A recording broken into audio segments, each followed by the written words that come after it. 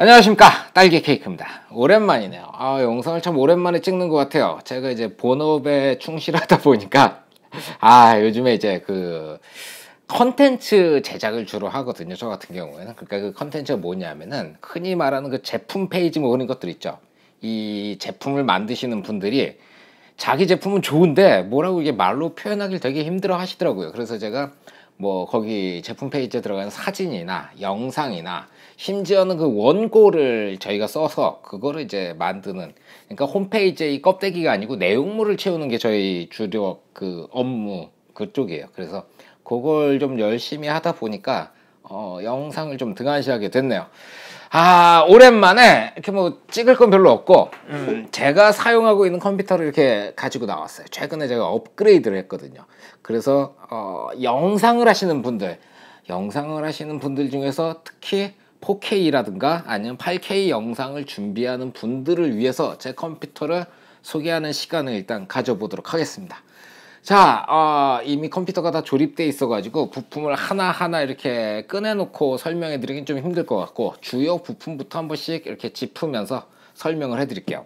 CPU는 인텔의 9900K를 집어넣어 놨어요. 정품도 아니고 내수의 벌크예요.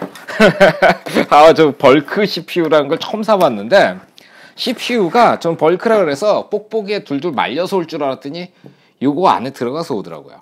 근데 되게 재밌는 게 9900K라든가 이런 그 1151V2 소켓이라고 부르거든요. 예전에 뭐 6700K나 아니면 뭐 7700K 이런 애들은 1151이었고, 8700K하고 9900K 같은 이런 CPU들이 8세대, 9세대 CPU들이 1151V2예요. 1151이 이 CPU에 들어가 있는 핀이 1151개가 들어가 있다는 거예요. 그리고 이제 제가 예전에 쓰던 2011 소켓 CPU, 그게 이렇게 생긴 케이스에 들었는데 이건 정품 안에 들어가 있는 거고, 어쨌든 2011이면 핀이 2011개라는 소리죠. CPU는 지금 크게 두 가지 회사에서 나오죠. AMD하고 인텔이 두 가지 회사가 나오고 있어요. 사실 어제 제가 이 영상을 찍었는데, 찍다가 말고 뭐 이렇게 찾아보려고 딱 들어갔는데 AMD에서 3세대 라이젠을 출시를 했더라고요. 그래가지고 어제 찍던 거 다 내다버리고 오늘 또 다시 찍고 있는 거예요. AMD하고 인텔 둘 중에서 뭘 선택해야 되느냐? 일단 평범하게 우리가 많이 편집하는 4K를 생각하신다면은 인텔을 선택을 하셔야 돼요. 이게 뭐 다른 이유는 없고, 프리미어 프로가 인텔 CPU만 지원을 해요. 그러니까 프리미어 프로에 정확하게 말해서 하드웨어 렌더링이라는 기능, 그걸 사용하시려면 인텔 CPU를 쓰셔야 합니다. 그것 때문에 그렇고, 앞으로 이제 그 프리미어 프로가 AMD를 공식적으로 지원한다 이렇게 발표를 하게 되면 그때 뭐 AMD를 쓰셔도 크게 문제가 없을 거예요.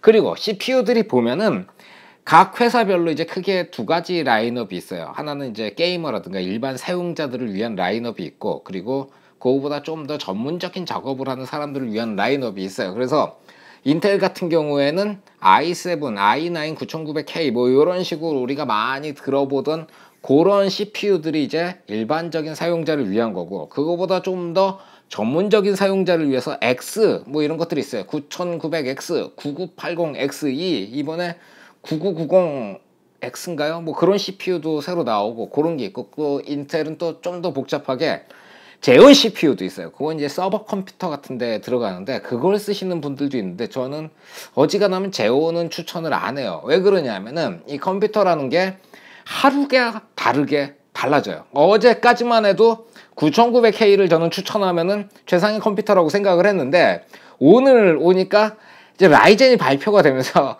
나와봐야 알아라고 또 하루 만에 입장이 바뀌게 돼버린 거예요. 그러니까 제온 같은 거, 그런 것들은 서버에 집어넣고 한 1년, 2년 요 정도? 1년 정도 쓰면 그 다음에 새 CPU가 또 나와요. 또 나오고 또 가격은 또 어마무시하답니다. 그러니까 그런 CPU들은 일단 좀 접어놓고 우리는 평범하게 일반 사용자, 일반 편집자 그 정도에서 쓸 수 있는 거를 이제 타겟으로 잡으니까.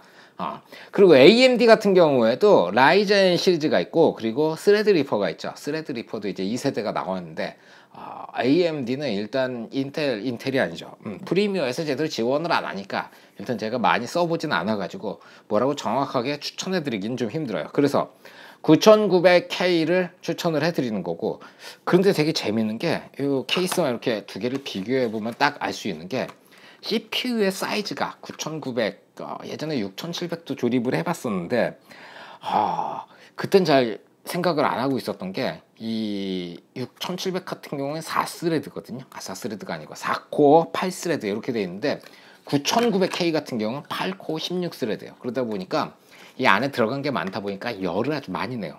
6700 같은 경우는 그렇게 심하게 열을 내진 않았는데 9900은 미친 듯이 열을 내더라고요. 근데 그 열을 내면서 요 CPU 표면에 쿨러라는 게 달라붙잖아요. 근데 CPU 면적이 작아 버리니까 쿨러로 나오는 열, 그게 희한하게 전달이 별로 안 되는 것 같아요. 제가 이제 2011 CPU를 사용할 때, 그러니까 2011 소켓 CPU를 사용할 때 쓰던 그 쿨러를 그대로 쓰고 있거든요. 쿨러는 뭘 쓰고 있냐면은, 왜 이런 거 박스를 왜 안 버리는지 모르겠어. 쿨러는 이거죠. 요걸 쓰고 있어요. 커세어 커세어입니다. 커세어 H115i 프로 280mm, 그러니까 140mm짜리 팬이 두 개 들어가 있는 2열 쿨러를 사용을 하고 있어요. 요거하고 이제 120mm짜리 팬이 세 개 들어가 있는 360mm짜리 그 쿨러들도 있는데, 360mm가 이 280mm짜리 쿨러보다 조금 더 성능이 좋다고 그래요. 그런데 이건 이제 누가 선물로 준 거라서, 선물로 줬다기보단 친구가 자기 컴퓨터를 맞췄는데 이게 케이스에 안 들어가가지고 저한테 넘긴 거죠.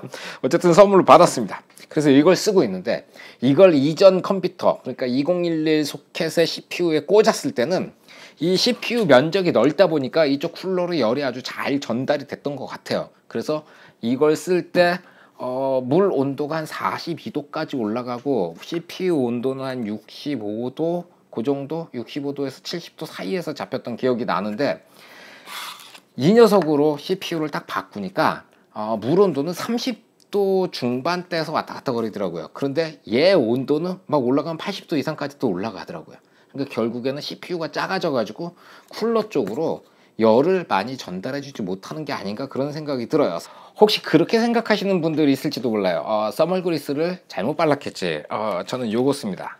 갤리드 GC 익스트림이라는 녀석이에요. 요게 어지간한 벤치에서는 1등, 2등을 왔다 갔다 거리는 굉장히 뛰어난 써멀 그리스예요. 이게 MX4보다 한 다섯 개 정도? 그 사이에 5개의 써멀 그리스가 들어갈 정도로 굉장히 성능이 좋은 놈인데, 얘를 되도록 얇게 발랐음에도 불구하고 열 전달이 좀 생각처럼 그렇게 잘 빠지지 않더라고요. 보여드리는 김에 이 녀석도 있습니다. 갤리드 건데 요건 써멀 패드예요.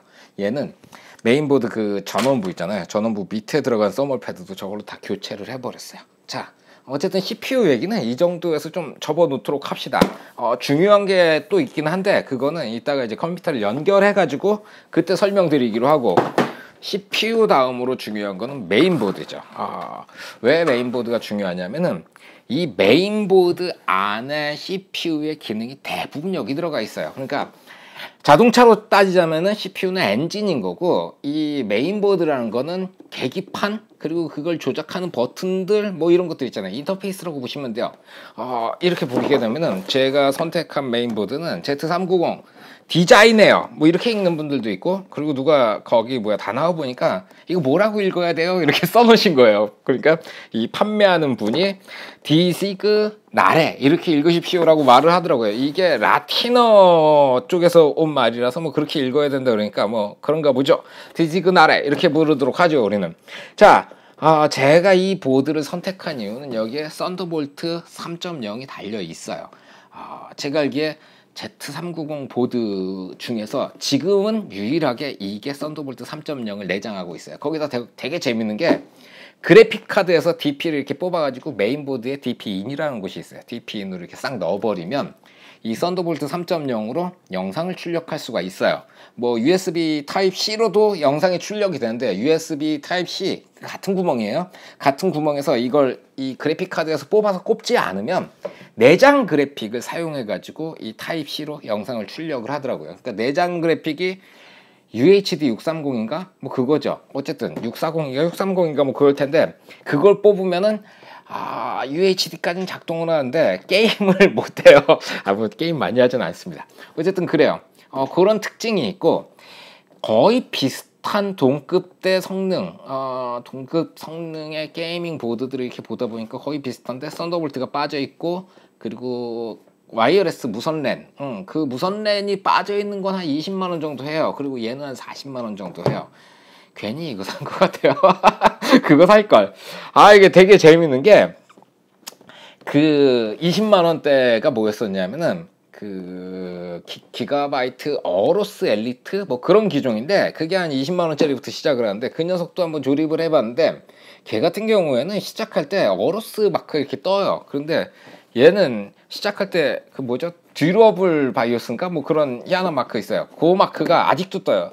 5년 전에 샀던 컴퓨터에도 그 마크였는데 그 좀 마크 좀 바꿔주지.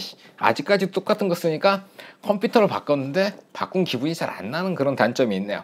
자, 이게 제일 큰 특징이 썬더볼트 3.0이 있는 거라고 말씀을 드렸고 그리고 일반적인 게이밍 보드하고 달리 좀 많이 수수해요. 게이밍 보드들이 조금 화려한 편인데 얘는 업무용 보드 비스무리하게 디자이너라든가 크리에이터를 위한 보드라고 이렇게 광고를 하길래 뭐 그러려니 하고 넘어갔는데 낚인 것 같아요.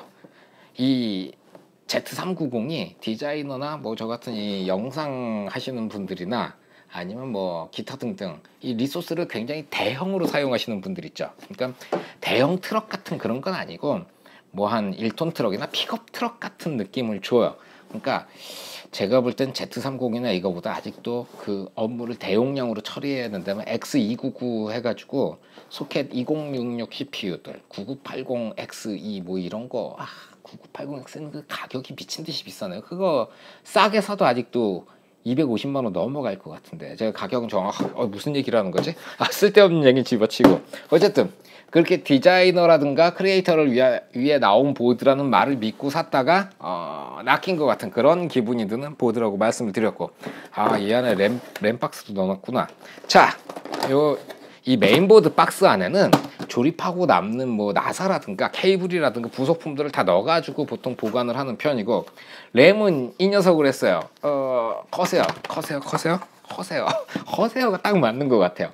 사실 삼성 거 시금치 램을 끼려 그랬는데 근데 왠지 이렇게 안을 보면 조금 그래도 요즘 컴퓨터인데 너무 옛날 방식의 램을 꼽는 게 아닌가 그래서 이걸 꽂았는데 시금치 램 꽂으셔도 뭐 크게 문제 없습니다. 그래서 이 녀석을 꽂은 첫 번째 이유가 램 오버를 하기 위해서 이런 램을 사용을 했어요. 이거 튜닝 램이라고 부르는데 제 거는 이제 그 3000까지 올라가는 그 램이에요.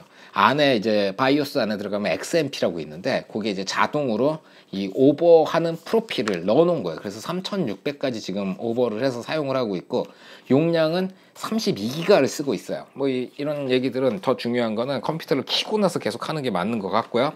요거 넘어가고 그리고 일단 박스 연 김에 이것도 하나 보여드려야 되겠네. 제가 예전에 쓰던 보드 같은 경우에는 USB 2.0 헤더라고 부르는 거. 그러니까 메인보드 안에 핀이 이렇게 뜯어뜯어 달려서 그 내부에서 이렇게 꼽는 USB 2.0이 있어요. 그걸 이제 헤더라고 부르는데 그 핀들이 달린 걸. 그게 3개가 있었어요. 근데 이 보드는 USB 2.0 헤더가 하나밖에 없어요. 그래서 이 녀석을 구입을 했어요. 인터널 USB 허브 NZXT 여기 건데 이게 38,000원 정도예요.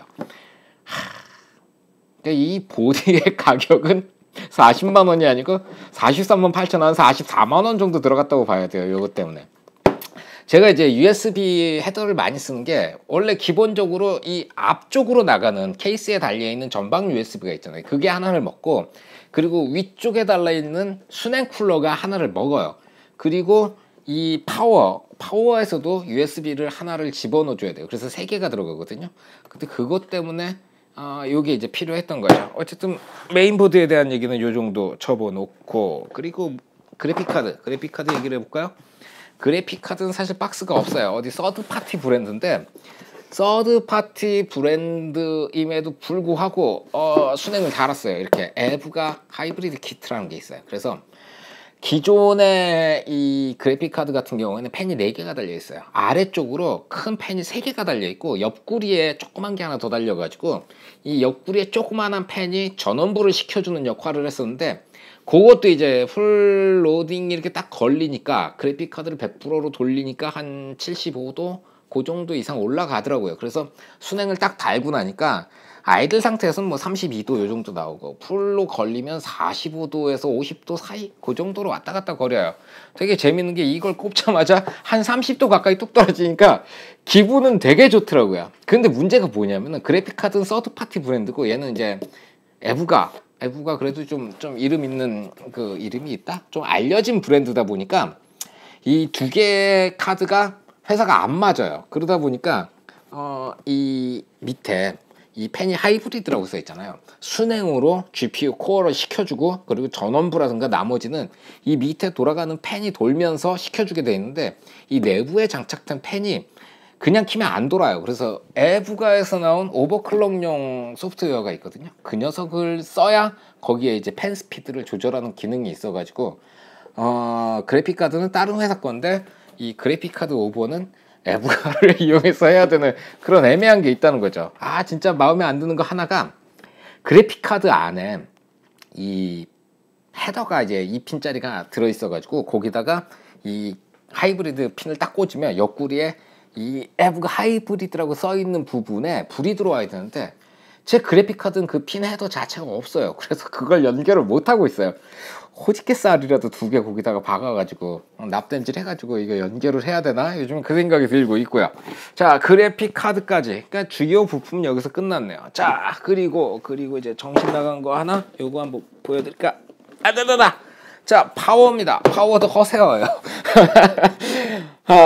커세어 1200W짜리 모듈러 파워를 사용을 해요. 요거는 직구로 구입을 했는데 그때 99달러? 뭐 어쨌든 10만원 근처에서 굉장히 싸게 올라왔더라고요. 그래가지고 냈다 질러 놨었죠. 그리고 전 컴퓨터부터 썼는데, 이 파워라는 거는 그 80 플러스 뭐 이런 등급들이 있어요. 그 80 플러스 인증을 받았는데 브론즈 등급이 있고, 그 위로 골드라는 등급이 있어요. 그리고 플래티넘이 있고, 이게 플래티넘이에요. 그 위로 티타늄인가 이렇게 4가지 등급. 저도 뭐 이렇게 참고 자료를 보고 하는 게 아니라서 중간에 빠졌을 수도 있습니다. 자, 어쨌든 그래요. 그래서 이게 위에서 2번째 정도의 효율을 가지고 있는 거예요. 이 효율이라는 게 뭐냐면은, 들어가는 게 500W면은 나올 때도 500W가 나와야 되는데, 들어가는 게 500W인데 나올 때 뭐 한 480W 이렇게 나오는 것들이 일반적이에요. 그러다 보니까 거기서 이제 효율을 따져가지고 그 인증을 받았을 때 어느 정도 나오는데, 그냥 80 플러스 인증 정도 받았으면은 등급에 관계없이 꽤나 쓸만한 파워라고 보시면 되고, 저 같은 경우엔 1200W를 선택한 이유는 좀 전에 말씀드렸다시피 싸게 나왔어요. 그래서 구입한 거고, 아까 이제 밑에 그 전에 설명해 드리다시피 얘한테 USB가 하나 들어가거든요. 그러면은 이 컨트롤 패널에 지금 몇 와트를 먹고 있는지가 표시가 돼요. 그래서 보니까 제가 제일 많이 써도 310W 그 근처로 왔다 갔다 거리더라고요. 그래서 사실 500W짜리만 써도 파워가 남는 건데, 500W는 조금 불안하니까 600W 이상만 써주시면은 어디 가서 뭐 이렇게 파워 때문에 고생하실 일은 없는데, 근데 컴퓨터가 망가지면 제일 먼저 파워가 망가지니까 얘가 보증이 10년인가? 뭐 그 정도예요. 그래서 그것 때문에 제가 비싼 파워, 큰 파워라고 해야죠. 큰 파워를 구입해서 사용을 하고 있죠. 자, 요 정도면 또 빼먹은 게 있구나. 지금 제가 이렇게 박스가 없는 것 중에 뭐가 있냐면은, 안에 들어가 있는 M.2 SSD가 있어요. M.2는 모양새가 이제 M.2 소켓에 꽂힌다는 거고, NVMe SSD를 사용하는데 이게 속도가 3400메가라고 써 있어요. 근데 실질적으로 사용을 해보시면은 이 NVMe 슬롯 그 뭐라고 할까, 인터페이스 그거 자체가 32기가를 지원을 해요. 그래서 들어가는 거 32기가, 나오는 거 32기가, 동시에 2가지 작업을 수행을 해야 되니까, 그래서 반 딱 잘라가지고 한 실제로 사용해 보시면은 초당 1.6기가 그 주변으로 뭐 1.7기가 요 정도 왔다 갔다 거리더라고요. 속도가, 옮기는 속도, 복사 속도가 메가바이트를 말하는 겁니다. 1.7기가 정도, 그러니까 1700메가 정도 왔다 갔다 거려요. 여기 써 있는 건 3400메가인데, 그러니까 이 NVMe의 속도가 32기가고, 이것이 이 사람들이 쓰는 단위가 좀 달라요. 그래서 이 기가, 거기 쓰는 기가랑 우리가 알고 있는 메가바이트는 또 다른 단위라서, 썬더볼트 같은 경우에는 40기가예요. 그러니까 쓰기, 읽기 이게 동시에 가버리니까 한 초당 옮기는 속도는 2기가 정도, 2000메가 정도가 한계라고 보시면 돼요. 그래서 이렇게 해서 그 구성을 했는데, M.2 NVMe SSD를 사용을 하시면 그냥 일반 SSD 쓸 때랑 그렇게 큰 체감은 안 느껴져요. 근데 그 빠릿빠릿하다기보다도 조금 더 매끄럽게 컴퓨터가 작동하는 뭐 그런 게 있습니다. 옆구리를 까거나 뭐 이런 것들, 옆구리를 까거나 그거보다 케이스에 대해서 또 한번 말씀을 드려야 되겠구나. 이 케이스도 커세어예요. 제가 뭐 커세어 환자는 아니고, 이 케이스는 친구가 선물로 줬어요. 친구가 이렇게 큰 컴퓨터를 조립을 해봤는데 자기하고는 취향이 안 맞는다는 거죠. 그래가지고 컴퓨터 사이즈를 이제 ITX라고 요만한 보드가 있거든요. 18cm 곱하기 18cm짜리 보드로 가면서 컴퓨터를 조그맣게 만들면서 저한테 큰 케이스가 남았다고 이건 넣어줄게 그러고 준 케이스예요. 근데 저는 굉장히 만족하면서 잘 쓰고 있죠. 장점은 앞에 이 옵시디안 750D도 이 모델에 따라서 여러 가지가 있는데, 저 앞에 보시면은 그물망이 이렇게 쳐져 있고, 그리고 뭐 위에도 이렇게 그 보시게 되면은 메쉬 재질의 방 열고 이 구멍이 뻥뻥뻥뻥 다 뚫려 있어요. 앞하고 뒤, 위 이쪽으로 다 뚫려 있고, 이것도 모델 중에서 보면 앞이 막힌 모델도 있어요. 그래서 이렇게 생긴 모델들을 흔히 냉장고 케이스라고 부르거든요. 이걸 컴퓨터를 켜놓고 옆 뚜껑 까고 안에다 손을 딱 집어넣으면 안에서 태풍이 몰아치는 것 같이 바람이 왔다 갔다 거려요. 전면에 들어가 있는 팬들도 140mm짜리가 2개가 들어가 있고, 위에도 140mm짜리 지금 2개 박아놨고, 후면은 이 그래픽카드 쿨러 때문에 120mm를 박았는데 원래 여기도 140mm가 하나 박혀 있었어요. 그러니까 안에 바람이 어마무시하게 통과를 하고, 그리고 이 앞이 막혀 있거나 어떤 케이스들은 자세히 보면 옆구리 쪽으로 뚜껑을 딱 씌워놓으면 옆에 구멍이 퐁퐁퐁퐁 뚫려가지고 이렇게 올라온 게 그 조만한 구멍으로 왔다 갔다 거리거든요. 그런 애들도 뭐 냉각이 이런 케이스에 비해서 좀 떨어진다 뿐이지 그렇게 많이 떨어지지는 않아요. 그래서 케이스 같은 경우에 얘가 한 20만 원 정도 하는데, 케이스도 어느 정도 가격을 투자해가지고 튼튼하고 그런 애들로 좀 고르실 필요가 있어요. 근데 이 단점이 뭐냐면은 뻥뻥 뚫려 있다 보니까 먼지가 어마무시하게 유입이 돼요. 그래서 이렇게 생긴 컴퓨터를 쓰시게 되면은 바닥에 내려놓고 쓰실 게 아니고 조금 높이 테이블 위라든가 아니면 뭐 전용 받침대를 마련해 가지고 조금 높은 데다가 올려놓고 쓰셔야 얘가 먼지가 덜 들어가는 그런 좀 단점이 있는 거죠.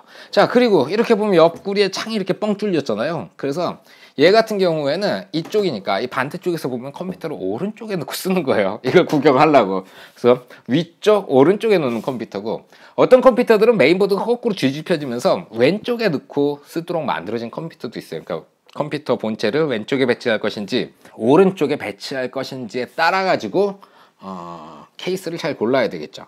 그래서 너무 또 저렴한 케이스를 고르면 어떤 문제들이 생기냐면은 전반적인 안정성이 떨어져요. 이 케이스가 메인보드를 딱 지탱을 하고 있어줘야 되는데 이 너무 흐느적거리니까 뒤틀리거든요.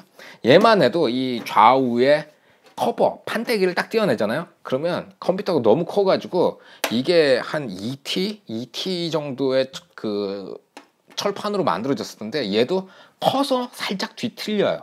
근데 조그마면서 1T 막 뭐 이렇게 치면 찌그러질 것 같이 만들어진 케이스 안에 들어간 컴퓨터들은 그런 것 때문에 컴퓨터를 움직일 때마다 이 메인보드 안에서 뭐 문제가 생기는 게 아닐까 그런 걱정이 들거든요. 3T가 넘어가는 알루미늄으로 만들어진 케이스 같은 것도 이렇게 써봤는데, 와, 그거는 양옆이 이제 유리, 강화 유리로 만들어졌었거든요. 유리를 띄어내도 이 가운데 본체 기둥의 짱짱함이 어마무시하더라고요. 그러니까 케이스도 잘 선택하셔야 그래야 뭐 기분이 좋죠.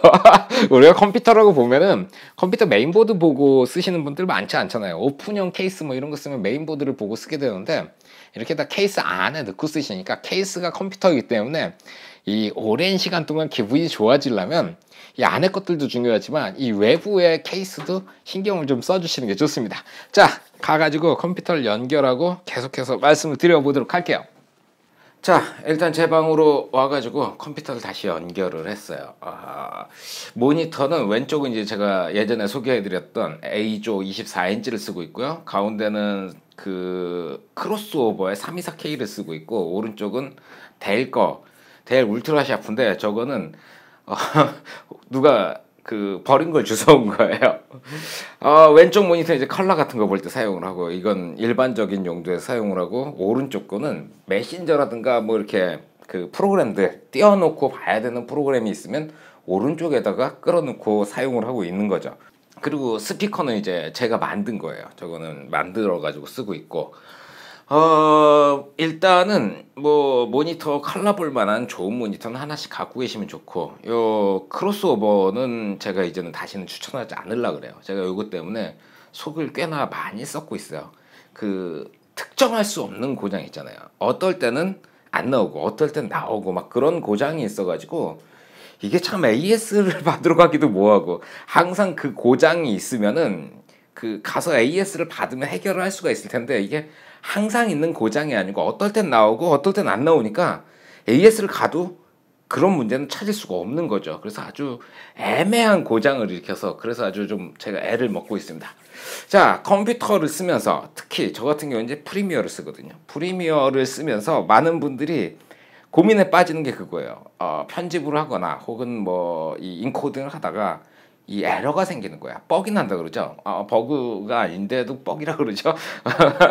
일단 프로그램이 멈추거나 그러면 다들 뭘 의심하시냐면은 하드웨어에 문제가 있는 게 아닌가, 그런 의심들을 하세요. 그래서 저도 이제 예전에 그런 의심들 많이 했었는데, 오버를 하면서부터 이제 그 테스트를 해보는 프로그램들 이렇게 받아놓고 있어요.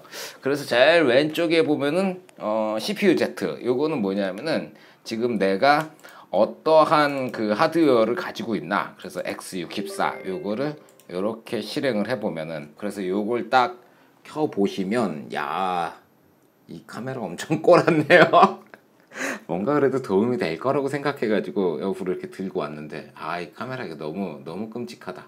자, 그래서 보면은 이 프로그램 안에 뭐 인텔 코어 i9 9900K, 그리고 뭐 커피 레이크 95W TDP 뭐 이런 식으로 쭈루룩 써 있어요. 그리고 밑에 보면 코어 스피드 지금 보면 5기가로 지금 해놓고 쓰고 있다고 이렇게 올라오고 있고, 그리고 뭐 칩셋 뭐 메인보드 뭐 이런 식으로 해가지고 요 안에 지금 무엇이 어떻게 들어가 있는지를 소프트웨어적으로 이렇게 보여주는 프로그램이 있어요. 그리고 크리스탈 디스크 인포, 이건 뭐냐면은 제가 지금 이 안에다가 하드디스크 5개 그리고 SSD 하나를 꽂아놨어요. 예전에는 이제 하드디스크를 6개를 꽂고 막 그랬었는데, 그래서 이렇게 보면은 하드디스크 상태를 이렇게 보여줘요. 그래서 요 하드 같은 경우에는 3테라짜리 하드인데 사용시간이 12,678시간. 오래 썼네. 사용 횟수 2,810회, 뭐 회전 속도 뭐 7,200rpm 이런 식으로 해가지고 하드웨어 정보를 보여줘요. 그리고 하나에 이렇게 노란색으로 뭐가 떴죠. 이 하드를 제가 이제 꺼내서 버리려고 그래요. 이게 2테라짜리 그 웬디 하드인데 웬디 그린이에요. 그래서 그 필요한 뭐 잡스러운 데이터들, 이런 그 잠깐 썼다 지웠다 하는 뭐 그런 것들이 들어있는 거고, 와, 이건 27,300시간을 썼어요. 쓸 만큼 썼네. 그러니까 요거는 띄어서 버릴 하드. 그래서 이런 식으로 하드디스크의 상태를 보여주는 크리스탈 디스크 인포라는 프로그램이 있어요. 이거 다 무료 프로그램입니다. 그리고 크리스탈 디스크 마크 뭐 이런 게 있어요. 이것도 64 하면은 이런 식으로 뜨죠. 그래가지고 이 5를 딱 눌러보면은 자기의 하드디스크라든가 어떤 그 스토리지들, 걔네들 속도를 이 녀석이 체크를 해줘요. 지금 나왔다. 이거 보면은 제 이 메인으로 쓰고 있는 NVM인데 읽기 속도가 3447메가 뭐 이런 식으로 해가지고 여기 다 테스트를 하면 8개가 쪼르륵 하고 나오는 거죠. 좀 기다려 볼까요? 거의 다 끝나가고 있어요. 1회만 시켜가지고 뭐 이렇게 많이 안 걸리고 끝나고 있는데, 왜 안 끝나니? 저 위쪽에 보면 이제 읽기가 3447.5, 쓰기가 2537.9. 그래서 저게 일반적으로 파일 옮기는 거고, 아래쪽에 있는 숫자들은 조그만 사이즈의 파일들이 옮겨가는 속도가 어떤가, 뭐 그런 것들을 보여주는 프로그램이에요. 테스트 프로그램이고, 자, 그리고 링스 링스. 야, 이걸 지금 돌려야 돼? 링스는 CPU하고 램에다가 대놓고 무지막지하게 부하를 걸 때 사용하는 프로그램이에요. 이렇게 하면은 작업 관리자라는 게 이렇게 뜨고요. 그리고 성능, 그러면 여기 CPU 코어들하고, 그리고 메모리, 뭐 GPU, 이거 좀 더 늘립시다.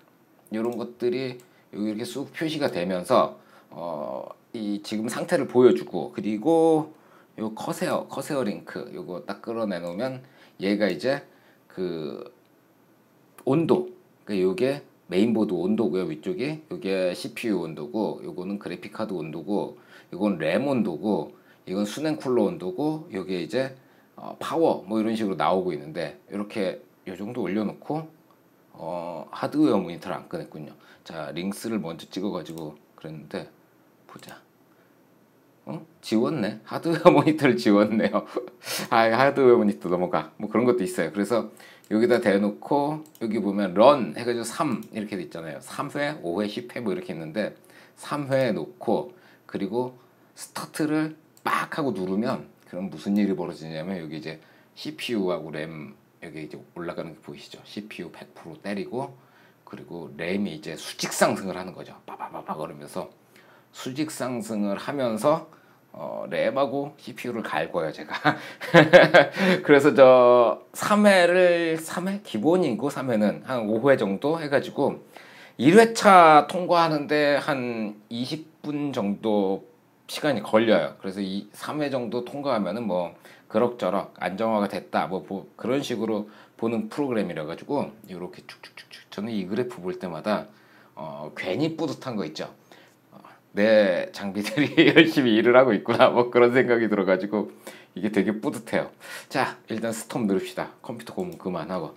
자, 이렇게 해서 CPU하고 램을 고문하는 프로그램을 보여드렸고, 그리고 요 녀석 OCCT GPU라고 딱 해가지고 띄우면 얘는 뭐 하는 녀석이냐면은 얘는 그래픽 카드를 고문하는 프로그램이에요. 그래서 풀스크린 에러 체크, 제가 폭이 3840 그리고 높이가 2160 거기다 60프레임에다가 복잡도는 8 해가지고 고! 딱 누르면 되게 애매하게 생긴 녀석 이렇게 하나 뜨면서 제 GPU를 무지막지하게 갈구고 있는 거예요. GPU 100%로 막 갈구면서.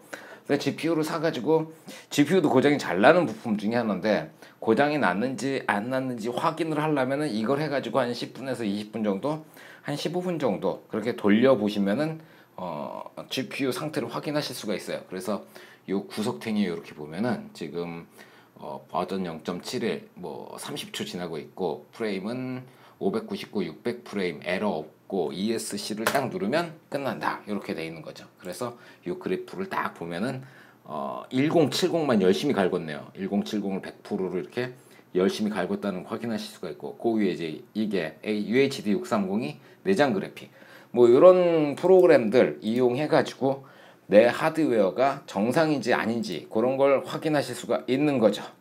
자, 요거는 이제 격가지로 그냥 잠깐 보여드렸고, 일단 어도비로 갑시다. 어도비. 여기 어도비 홈페이지고, 여기에서 제가 여러분들한테 먼저 보여드리고 싶은 게 뭐냐면은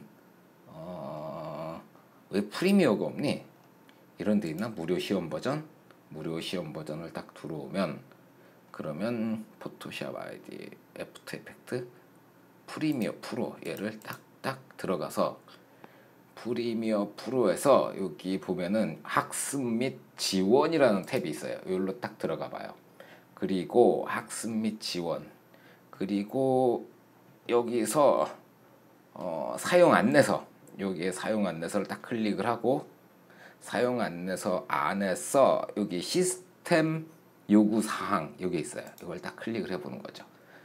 이거 찾는데 진짜 오래 걸리더라고요. 이게 어디 숨었는지 몰라가지고.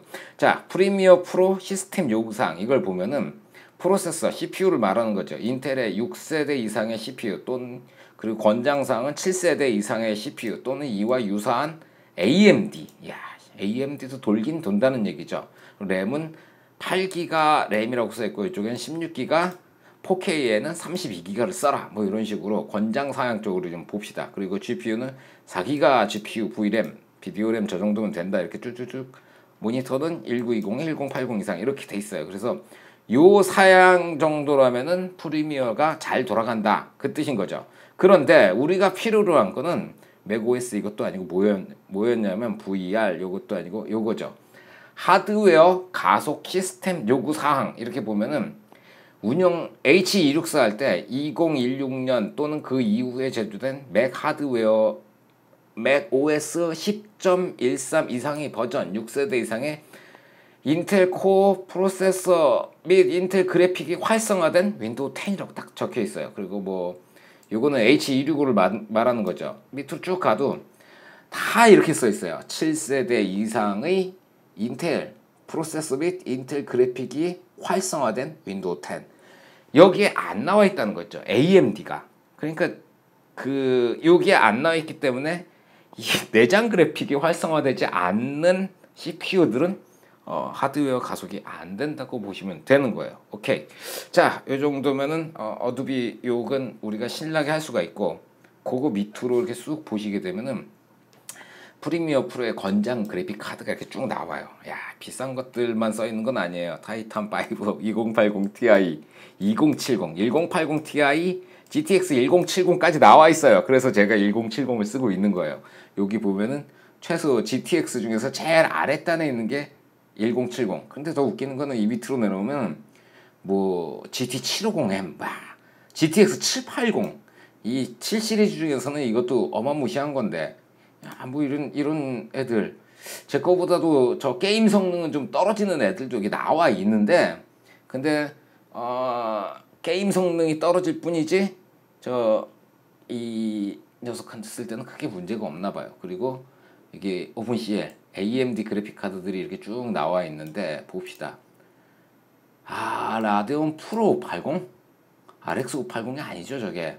저도 이게 라데온 그래픽 카드들을 정확하게 몰라요. RX만 몇 개 보긴 했는데 여기에 이렇게 안 나와 있는 거 보면은 RX 580 같은 애들, 590 뭐 이런 애들도 저기에는 좀 안 어울리는 건가? 오픈CL, 윈도우 오픈CL 여기 또 있네요. 프로 WX 뭐 이렇게 쭉 있고 HD 그래픽스. 야, RX 580 여기 리스트에 없네. 리스트에 없으면 뭔가 안 돼도 할 말이 없다는 거죠. 지들은 이렇게 지원을 합니다라고 홈페이지에 써놨다고 딱 이제 면책 특권을 딱 가져가는 거죠. 야, 쿼드로도 많고. 오케이. 어쨌든 뭐 우리는 이제 그 어도비를 연락에 씹어야 될 이유가 저기 있는 거고. 자, 이제 프리미어를 한번 켜봅시다. 프리미어. 자, 프리미어 2019예요. 깔다 보니까 한글판으로 깔았더라고요. 또 다시 깔아야 돼요. 영문판으로. 열렸죠? 그러면 우리 새 프로젝트를 하나 이렇게 열어봅시다. 이거는 테스트 이렇게 써놓고, 그리고 편집 탭이 딱 떴고, 그리고 뭘 꺼내볼까요? 뭘 꺼내볼까? 뭐 로드킹 GTR M2 데이터 1 레이스, 이 녀석으로 갑시다. 레이스. 그래서 이런 애들을 뭔진 모르겠지만 몇 마리를 이렇게 끌어내가지고, 좋아요. 끝에서 또 한 마리, 한 녀석, 한 이 정도 3개 정도만 끝내고 가봅시다. 요거는 8K 60 프레임으로 촬영한 영상이에요. 그래서 이렇게 쭉 돌려보면은 무리 없이 돌아가죠. 여기 2분의 1로 해놨는데 4K 정도 되나봐요. 그리고 보려면 작업 관리자 이렇게 끌어내가지고 지금 어느 정도 성능으로 돌고 있는지 할 때 이제 부하가 얼마나 먹고 있는지를 이쪽 화면에서 보는 거죠. 그래서 요거 하나 꺼냈고, 요것도 이렇게 갖다 붙이고, 한 3개 정도 이렇게 붙여놓으면 이거를 프리미어에서 그냥 재생을 딱 할 때 어느 리소스를 소모를 하는지 보면은 CPU도 막 왔다 갔다 거리죠. 그리고 메모리 상태를 보면은 22기가, 23기가 막 저런 거 하나 돌리는데 저 정도 잡아먹고 있고 32기가를 안 넘어가니까 괜찮은 거예요. 그리고 GPU는 이렇게 보면은 30%뭐 이 정도를 사용하고 있다고 보면 되고요. 그러니까 편집할 때는 뭐 적당히 리소스를 소모하고, 메모리가 계속 올라가네. 28기가까지. 자, 어쨌든 그래요. 이렇게 해가지고 되고, 자, 이거를 이제 그대로 봅시다. 그러면 지금 이게 몇 분짜리냐면은 30초로 딱 끊어버리죠. 30초에서 우리 내용은 보지 말고 소스를 영상 길이를 30초에서 딱 잘라버리고, 그리고 봅시다. 그리고 이걸 그대로 이제 내보내기.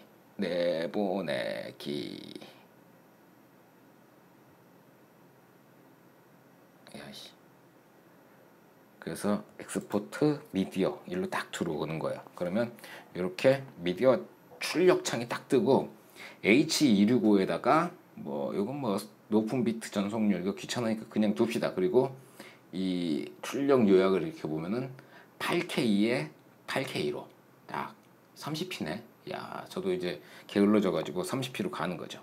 그리고 여기 이제 인코딩 설정 이렇게 있는데, 여기에 소프트웨어 전용이라고 돼 있어요. 그래서 하드웨어 가속을 딱 쓰는데, 제가 여기서 깜짝 놀랐잖아요. 사용 중인 시스템 하드웨어에서는 현재 설정에 대한 하드웨어 가속을 지원하지 않습니다. 이렇게 나와요. 그러니까 8K에서는 하드웨어 가속을 지원을 안 해요. 그러니까 우리는 요 사이즈를 비디오를 사용자 정의 4K UHD 요거 한번 딱 찍어 봅시다. 4K UHD 3840에 2160 딱 해놓고 하드웨어 가속 딱 됐죠? 응, 됐어. 자, 그리고 내보내기를 딱 누르기 전에 아이폰을 갖다가 시간 체크를 딱 해봐야죠.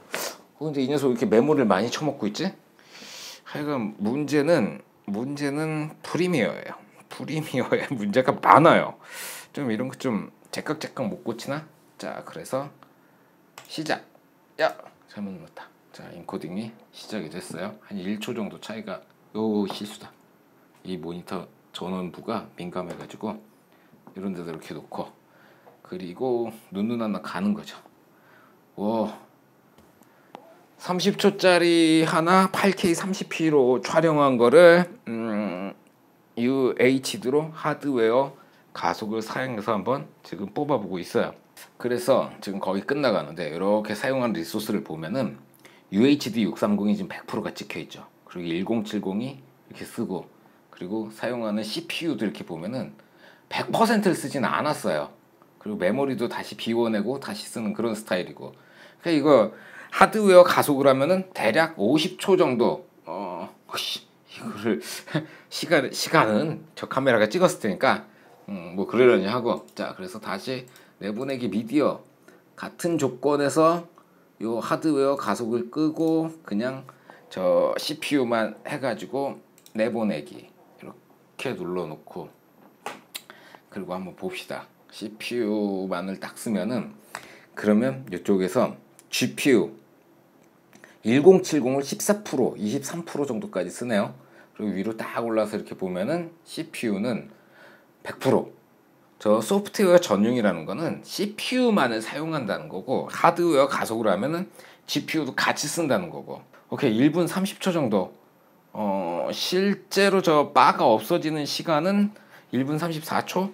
그러니까 한 그 전에 거랑 40초에서 45초 정도 지금 차이가 났어요. 와, 딱 2배네요, 2배. 하드웨어 가속을 하는 거랑 안 하는 거랑 한 2배 정도 차이가 나는 것 같고, 이게 지금 30초짜리 영상을 돌려가지고 이 정도가 나온 건데, 만약에 이게 30분이 되고 막 이러면은 하드웨어 가속을 하고 안 하고에 따라 가지고 30분에서 40분 정도 시간 차이가 난다는 거죠. 근데 예전에 세미나에 갔더니 하드웨어 가속을 하면은 그 영상 퀄리티가 좀 떨어진다는 결과가 있었어요. 아니, 이거 너무 많이 퍼드릴 필요가 없는데. 어쨌든 이거 잊어버리세요. 저도 주워 들은 게 많고 주변에서 정보를 하도 많이 들으니까 적당히 합시다. 적당히. 제가 적당히 가르쳐 드리는 걸로. 자, 그래서 각각의 어떤 역할이나 용도들을 살펴보면, 일단 하드웨어 가속을 못하는 기종들이 있죠. 9980XE 같은 녀석도 내장 그래픽이 안 들어있기 때문에 하드웨어 가속을 하고 싶어도 하드웨어 가속을 할 수 없는 상황인 거고, 그리고 뭐 AMD 스레드리퍼를 써도 하드웨어 가속은 안 된다고 봐야죠. 스레드리퍼도 내장 그래픽이 없으니까. 그런데 그냥 AMD 이번에 라데온 3세대 나온 거라든가 아니면 2세대는 어떻게 되는지 모르겠어요. 그거는 되지 싶은데 비슷한 AMD라고 분명히 그 최소 사양 뭐 이쪽에 써 있는 거 보니까 될 것 같은데 라데온을 주변에서 본 적이 없어가지고 주변에 라데온 쓰는 분들이 없어요. 그래서 저도 잘 모르겠고, 그리고 그래픽 카드는 최소한 1070이 마지노선이라고 보시면 돼요. 1060이나 2060 이런 것들은 게임할 때 사용하는 그래픽 카드라고 보시면 되고, 저 어도비에서 써놓은 것, 어도비를 쓰실 거면 프리미어를 쓰실 거면 1070이 이제 마지노선 그거 이상은 써주셔야 된다고 봐야 되는 거고. 이거 말이 길어지면 말이 길어질수록 이게 숨기고 있던 정보들이 뭐 너무 많이 나가는데. 자, 그래픽 카드가 하는 일들은 뭐냐 하면은 일단은 이 화면을 띄워주는 역할을 해요. 그래서 이렇게 막 그 10초씩 뒤로 이렇게 보냈을 때 즉각 반응하는 이런 것들을 그래픽 카드가 하고, 그리고 여기 컬러라든가 이런 것들, 요런 애들을 조정을 할 때 여기에 나중에 인코딩에 딱 들어갔을 때 뭐 크리에이티브 해가지고 여기서 뭐 블랙 앤 화이트를 걸었다. 블랙 앤 화이트 뭐 걸어볼까요? 모노크롬. 후지는 이름부터가 마음에 안 들어. 코닥으로 걸고 강도는 살짝 낮추고요. 살짝 낮추고, 그리고 이거 마음에 안 든다. 컨트라스트 살짝만 올립시다. 아주 살짝. 야, 아유 뭐 이렇게 팍팍 올라가니? 좋아요. 살짝 점 찍고 살짝 뭐 요런 걸 걸어가지고 이게 인코딩에 들어갔을 때 그때 GPU를 잡아먹어요. 그러니까 색이라든가 어떤 여기다 효과를 먹였을 때 그거를 인코딩 걸었을 때 GPU가 집어먹어요. 뭐 정확한 건 아니고 저도 어디서 주워 들은 거여가지고 이 부분에 조금 약해요. 자, 어쨌든 그렇습니다. 야, 메모리 이거 플레이만 눌러도 27.4기가 먹고 있어요. 이거 진짜 64기가로 한번 가봐야 되나? 메모리 얘기가 나온 김에 인코딩 속도에 또 메모리가 크게 관여를 해요. 그러니까 그냥 있는 대로 램 오버를 안 하고 쓰면은 한 1분 걸린다. 근데 램 오버를 저 같은 경우는 지금 3600으로 끌어올렸잖아요. 3600으로 끌어올리면은 한 4%에서 5% 정도 이 인코딩 시간이 단축이 되더라고요.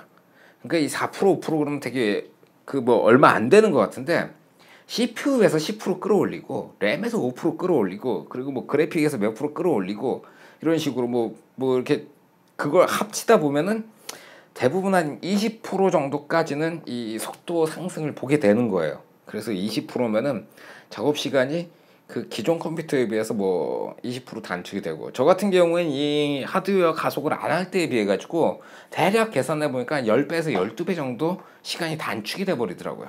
근데 8K를 하면은 비슷해요. 8K를 하면 진짜 20% 단축되더라고요. 그것 때문에 제가 그 8K 영상을 요즘에 좀 쉬고 있어요. 자, 질문이 있으면 밑에다 좀 대충 남겨주세요. 저도 중요한 정보까지는 답변을 못 해드릴 것 같아요. 그 어렵게 배운 정보들은 저도 대답해드리지 않습니다. 그냥 쉽게 어디서 주워 들은 거는 대답을 해드릴 수가 있는데, 그냥 적당한 질문을 남겨주세요. 그럼 답변을 드려보도록 하죠. 오늘 여기까지만 하죠. 수고하셨습니다. 필승.